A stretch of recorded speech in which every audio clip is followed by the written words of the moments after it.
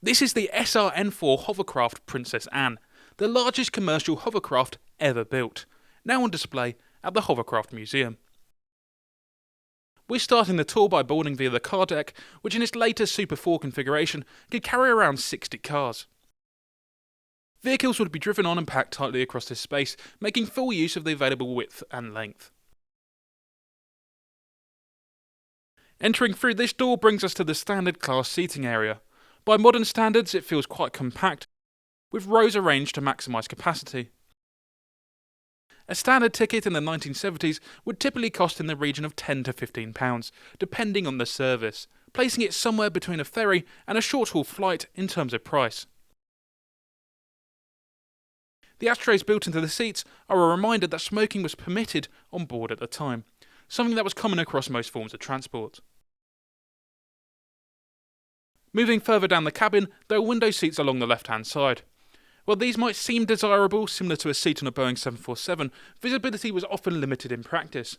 At operating speeds of around 80 knots, or roughly 90 miles per hour, the hovercraft would generate a significant amount of spray, meaning that for much of the crossing, the view was obscured.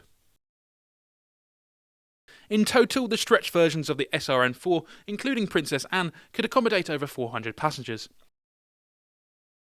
Along the corridor there are access points like this door on the right, which would take passengers back down to the car deck. Continuing through, we reach the premium seating area.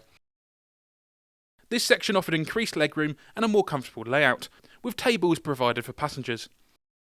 It was designed to give a slightly higher level of comfort for those willing to pay more for the crossing. One notable feature on board was the duty-free shop, where passengers could purchase items such as alcohol, tobacco, perfumes and souvenirs during their journey. Given the short crossing time, this was a popular part of the experience and reflected the hybrid nature of the service, combining elements of both air and sea travel. Heading back down onto the car deck, the museum now uses this space to display smaller hovercraft, but it also helps illustrate the overall scale of the SR.N4. This single deck accommodated those 60 vehicles in addition to the passenger cabins above. Further along there is another seating area which is currently under renovation, so access is limited.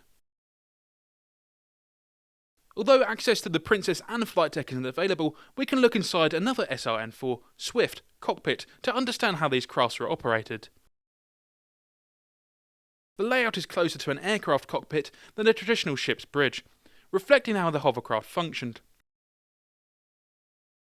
A typical crew consisted of a captain, first officer and flight engineer, working together to manage navigation as well as the lift and propulsion systems.